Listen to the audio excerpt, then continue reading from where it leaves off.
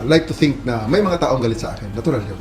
Pero I would like to believe na mas marami pa rin Pilipino na sumusuporta sa ating ginagawa at ako'y nagpapasalamat sa kanila sa suportang ito. Kasi kung titingnan mo naman, ang mga karamihan sa mga galit na galit sa akin ay mga trolls. Walang kakayahan na magpakita ng kanilang mga mukha dahil wala naman talaga silang mga mukha.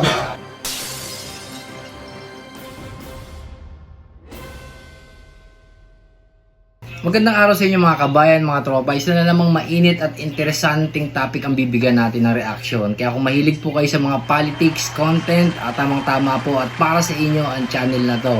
Ako nga pala si Kuya Frank at sana po suportahan niyo po yung munting channel na to. Sa pamamagitan po ng pag-like at pag-subscribe. Huwag niyo na rin po sanang kalimutang i-hit yung notification bell para kapag may bago tayong upload, hindi niyo na kailangan pang hagilapin yung channel na to. Kung sana po itong magpa-pop up sa cellphone ninyo. Sabay-sabay po natin panoorin to. I like to think na may mga taong galit sa akin. Natural yun. Pero I would like to believe na mas marami pa rin Pilipino na sumusuporta sa ating ginagawa at ako'y nagpapasalamat sa kanila sa suportang ito. Kasi kung titingnan mo naman, ang mga karamihan sa mga galit na galit sa akin ay mga trolls. Walang kakayahan na magpakita ng kanilang mga mukha dahil wala naman talaga silang mga mukha. Dahil unang-una hindi naman sila mga tao. Bots naman sila eh. Fake account sila. At hindi prinsipyo ang kanilang sinasabi. Ang mga sinasabi nila ay ginagawa nila dahil bayad sila. Di ba? Trolls sa mga yan. Meron bang malakas ng loob na magpakilala at mag-spew ng vitriol against me? Oh. Everything is, yun, nakatago. May mga ilan, of course, na mga hardliner na ngayon nga ay sinasalience ko nga. At nasasagot naman natin ng maayos. Kasi pag maayos ang kanilang complaint, maayos ang kanilang sinasabi, maayos din natin sinasagot. Ngayon, pag minura nila tayo, hindi ang sagot natin ay silence na lang.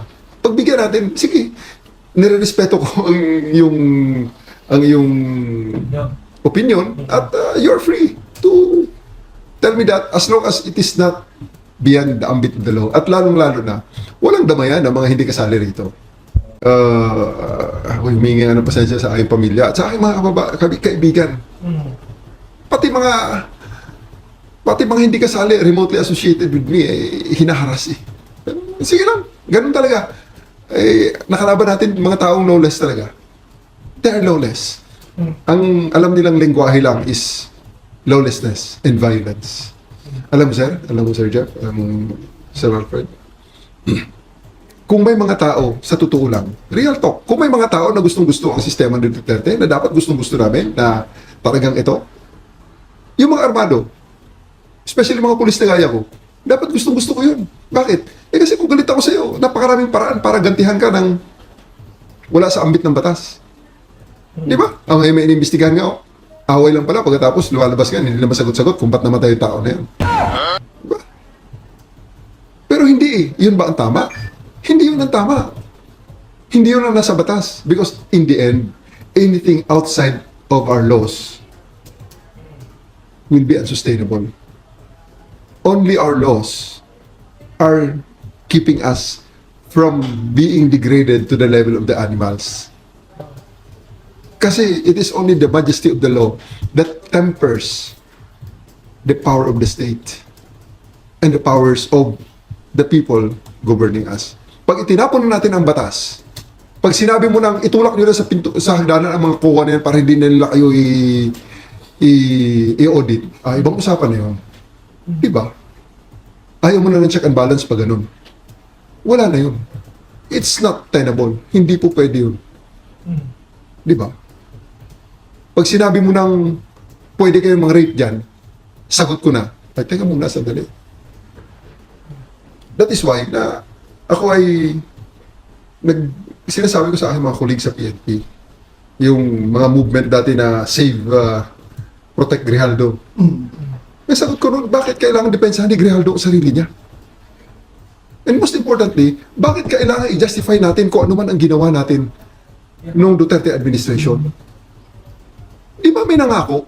Nangako siya, nasagot niya ang lahat. O bakit hindi natin singilin ngayon sa pangako? Sir, lahat kami sumunod sapagkat undoubtedly, ako walang question. He is a duly constituted authority during the time. He was voted in by an overwhelming number of Filipinos na tinalo lang nitong boto ni BBM. He is the highest voting, he was the president with the highest number of votes when he was elected. Except, of course, kay BBM na tinalo siya. Na mas marami pa ang boto talaga ni BBM. So, he is a duly constituted authority, no doubt at that time. Kaya ang mga orders niya sinunod. At lahat ng assurance niya, nagbank ang mga pulis na ito. Ngayong sila ay naipit na. Nasaan ang pangako? Ano yun, budol? Oh, si Kian de los Santos, napatay ng pulis, convicted ng pulis, siya ang presidente. Nasaan ang pangako? Gagawin ba ng mga pulis yun kung walang utos? Come on. Mangyayari ba na may 32 na patay sa isang probinsya? Lahat ng laban? Isang gabi lang? Ano yun? Nagkaroon ng flash, may dumaan na kung ano sa langit, bigla na lang, naging killer na lahat at lumaban sa pulis, 32 sila sabay-sabay. Naglulukuhan naman tayo kung sasabihin natin hindi nangyari yun at hindi totoo yun. Bring back the real talk. Time for us na. Ito na oras para sabihin natin, sige, pakita mo katapangan mo, ipakita mo yung sinabi mong matapang ka at magaling ka. Ipakita mo yung sinasabi mong wala kang kinakatakutan. Pinangako mo yan panindigan mo. Hindi po pwede yung pangako ngayon, joke only bukas. Hindi pwede yun. That's why, dito sa ating ginawa sa aresto na ito, this is our commitment as a member country in a community of nations of the world. Hindi natin pwede sabihin na nag-commit tayo pagkatapos biglang atras ka. Sino ba magtitiwala sa atin? Hindi lang naman itong justice system pinag-uusapan na. Kasama dyan ang economy natin. Kasama dyan ang justice natin. Kasama dyan yung defense. May pangako ka, sundin mo. Otherwise, magiging pareha ka. Walang maniniwala sa'yo. Hindi yan ang ultimate objective ko. Hindi ko naman tatago yan. Ngayon ko i-promote ako. Sino ba ako para magsabi ng hindi? Orders is orders. Susunod ako sa order kung anong meron. Kung anong meron, susunod ako. Pero kung sinabing hindi ikaw CPNP, okay pa rin yun dahil utos ng presidente o utos ng duly constituted authority yun Who am I to say no? Who am I to argue with an order? I will follow the orders. I'm a professional police officer. Ang pangarap at ang buhay natin ay natatapos pag tayo namatay na. Kaya habang buhay tayo, may mga gawain pa rin tayo. May mga darating pang mga kung ano man dyan, pagsubok and everything. But really, at this point in time, I just want to enjoy my family. I did my job within the bounds of the law. Binigay ko sa kanila ang lahat ng leeway. Kaya lang, things has to end. Everything, all the leeway was given to him para lang magawa ang ultimate objective, which is to just make him ride the plane. Yun lang. Yun lang ang trabaho. Wala nang iba. Alam mo, I have glimpses. Alam kong lilipad ang aeroplano, pero kung ano ang inuto sa piloto, malalaman ko ba yun?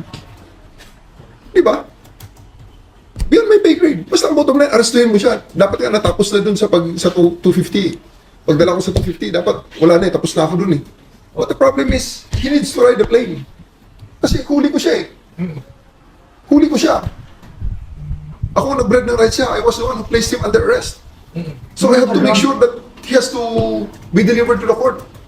Who issued the warrant. Kasi yung sinasabi ng warrant, bring him to the court. Pero sir, just to be clear, alam mong dahil ka ang ano niya? Hig ang ICC ang warrant Alam nga naman, dali mo siya sa... Pero diba? it's Pero it's based on the Interpol. That's the Interpol request. It's just not for you to say nung dun sa video, hindi lang talaga ikaw kasi pwedeng manggaling kumbaga. Tama sir? Kasi tinatanong kanina Pero sinabi ko sa kanya nung eventually, di ba? Nung final namin, hindi nilalabas yun. Mr. President, I regret to inform you that a decision has been made that you will be brought to the Hague, to the ICC who issued the warrant. Sinabi ko sa kanya yun. Ayaw na sabihin yun. Hindi nila ilalabas ng basta-basta yun. Kasi alam nila Kasi sasabihin, sinabi ko yun. If you remember the timeline between sa 12 hours, saan siya? Saan mo siya sinabi? Nung patapos na? Patapos na talagang sabi ko po para sa'yo na kita pag hindi ka pa sumunod. Hindi naman pwedeng mag-argue tayo rito. Unang-una, ang sinasabi ng mga abogado niya, show us this and show us that. Sinasabi ko sa kanila, sir, mga abogado kayo, hindi ako judge dito. At walang judge dito. Gusto niyo show this, show that. Di punta tayo sa korte para ibigay sa inyo ng prosecutor yung mga hinihingi nyo, madepensahan nyo, madesisyonan ng huwes. Ano to, tatapusin natin ang kaso dito sa holding center, sa holding area. Walang judge dito. That's just pure pamimilosopo na yun. Kasi kung ganun ang lahat, di pagdating ng panahon naman na may ibang Pilipino naman ang mahuli, kahit na ako, di pwede ko rin i-invoke yun. Pakita mo ganito, pakita mo ganun. Wala namang judge habang hinihingi ko sa iyo yun. So yung pupersahin na kita pag hindi ka sumunod sa kamusa. Are you really ready to bodily carry? Sinimulan ko na eh. Pinusasa ko na si E.S. Villaldea eh. Alam nila na seryoso na ako. Inuna ko na si E.S. Villaldea, pinusasan ko ah. You place him under. Oh yes, seryoso na ako. Pinakita ko na talaga na pag hindi nila ginawa ito, iisa ang mangyayari rito. Sasakay ko ang presidente sa aeroplano kahit sino pa ang umarap. Wala akong linya sa presidente natin ah. I haven't talked to him on this matter. Wala akong linya para. And I don't think that the president will it's proper for the president to talk to me dahil unless na gusto niya. Pero ako, behind my wala sa protocol yun. Hindi ko, Maraming dadaanan, sir. hindi lang sa ganun. Hindi ako ganun ka-feelingero. You have to kill me first, sabi You niya. have to kill me first, yan. Yun ang exact word. Sagot ko naman sa kanya, that is not our intention, Mr. President. It's not our intention. Wala tayong ganun. Klase namang mindset niya na patay na lang kaagad ang solusyon. Hindi ah. Kung ano ang mindset nila, together with his enablers, pasensya na kayo, hindi ako kasali ron. Maraming solusyon, aside from patayan. Out of the job, or I've seen worse. I've seen worse. Sa kapal ng, kaya kumapal ang balat ko sanay na to sa mura eh. And I'm sure, sir, you understand na, of course, na magkakaroon talaga ng emotion. Of course. Natural. Pagbigyan na natin. Bata pa yung bata na yun. Marami pa siyang maintindihan sa mundo ko na din ang panahon. So, nothing personal. Nothing personal. tapos, nasaan mo ng Miranda at si Villaldea? Ano nangyari sir? Arestado siya for... Going to pursue the case again? Arestado siya for 1829 for obstruction of justice. No? Pero, well, option ko naman yung kung ituloy or hindi. Sa ngayon, nasa sa kanya rin yan. Gusto niya ituloy namin. Sige, tingnan natin. I have the option actually to present him for inquest nung gabi na yun. Sige, paano lang tayo? Regular filing tayo in the exigency of the situation. Kita naman ng lahat kung anong nangyari. Sabi niya, abogado siya ni former President Duterte. Di sige, sakay ka sa aeroplano. We offered that seat actually. We offered that seat only to him nung nag-refuse na si Hanilet na sumama sa papuntang Hague. Nung mag-refuse si Hanilet, dahil sabi na Hanilet, wala na siyang passport daw, which I don't believe also. Wala siyang passport, galing Hong Kong. So, ibinigyan na namin kay former E.S. Villaldea ang upuan. Kaya hindi rin totoo yun na we refused na pasamahin ng kung sino ang choice niya. Hindi ah. Ang choice niya, ang choice namin ang ayaw sumama. Kasi we would have been more comfortable kung sumama si misis niya. Kasi syempre, yun ang nurse niya, yun ang nakakaalam ng lahat. So, nagpadala kami ng isang doktor, may dalawang nurse. Ang isang nurse doon, ang isang nurse, yung nurse niya, mismo, personal nurse niya. Oo. At isang si Romy, yung kanyang pinaka-close in bodyguard. Yung si Romy, yung nakaitim na matangkad, na yung talagang humawak sa kanya. Kasi ayaw nga namin hawakan si former president dahil physically ayaw namin hawakan. Kaya si Romy ang request namin. Sundalo yun. So, he's a uniform personnel na talagang trusted niya na humawak sa kanya. Huwag siya bumagsak and everything. So, pinasama namin. So, may isang slot na natira. It's either ang first choice namin doon, si Hanilet. Ay sumama. So, pili kami na isang abogado. Nag-volunteer nga si E.S. Villaldea. Kaya nga, na-delay pa yun. Okay. Kasi nga, nagpalit pa ng manifest. Nagpalit ng manifest dahil ang nakasulat sa manifest si Hanilet eh. Hindi, ayaw lumipad ng aeroplano, ayaw lumipad ng mga piloto kung hindi tama ang manifest. Kasi nga, lisensya naman nila ang nakataya doon. Unauthorized passenger yun pag nagkataon. Kasi may mga crew rin na, may mga dapat sumama rin na, magulo, napakagulo nung gabi na yun. Nung hindi lang napapansin yung subterfuge sa baba. Napakagulo. Kasi ang formality, ang hirap ang formality ng pagpalipad ng aeroplano, hindi ganun ha. Okay. Sir, ito. Hindi yan parang taxi na pag sumakay, hindi yan grab na pag pindot-pindot mo lang, maya pagdating ng grab, sakay ka na. Sir, Hindi ah. So sir, itong nangyari kay former president is like magiging blueprint na to dun sa mga lalamasan pa ng warrant So, anong learning sir? And syempre, hindi naman kahit hindi ikaw sir yung matask to do it, para maging, maging guideline na para hindi maulit yung 12 hours, maging 11 hours na. So, anong mga parang keynotes mo sir or key points na pwede mong sabihin para to avoid such, kasi this is the first time? We just stick with the law.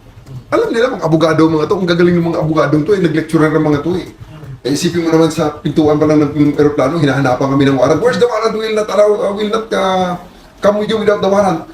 Eh, sabi ko nga sa mga abogado doon, Chair, tagal-tagal ko ng pulis na nire-lecturean nyo. Ang tagal-tagal na rin akong nanonood ng mga nakikinig sa inyo habang nag-lecture kayo. At ang dami nababasa ko yan, sir, sa mga posters na ginagawa natin. Sa rights of the accused, ng mga poster na pinalabas mismo ng CHR, pinalabas ng mga human rights groups. Pag umaresto ka ng tao, pag inaresto ka ng pulis, pwedeng hindi dala ng pulis ang warrant mo. Pwede. Sasabihin lang ng pulis ka, uy, arestado ka, may warrant ka. Nasaan ang warrant? Doon sa istasyon, halika na. That's perfectly legal. Ngayon sasabihin nila, hindi sila sasama kung walang papel na. And we oblige them, ha? As in, lumabas pa yung isang USEC, ha? Yung USEC ng DOJ mismo, lumabas at nagpapalit dun sa